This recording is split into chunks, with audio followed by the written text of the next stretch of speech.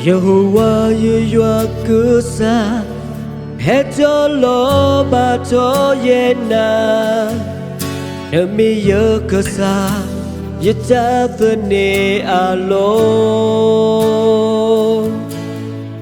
Tau thata pa Sota le basa Nami jadi lolo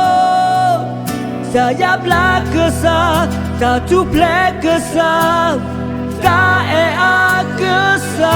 Ye batona Gad lo ye ta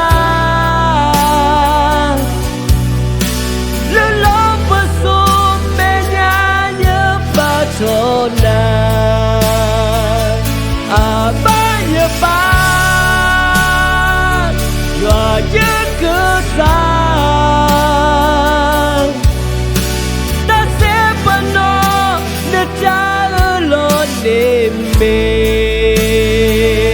Te sulla llevó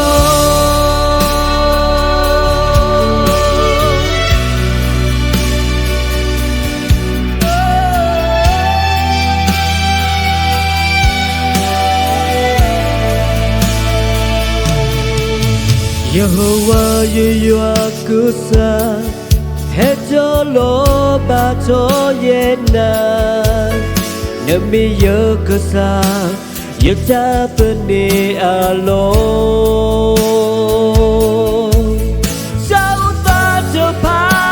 Sota le basa Nami jadi lolo Saya bla kusa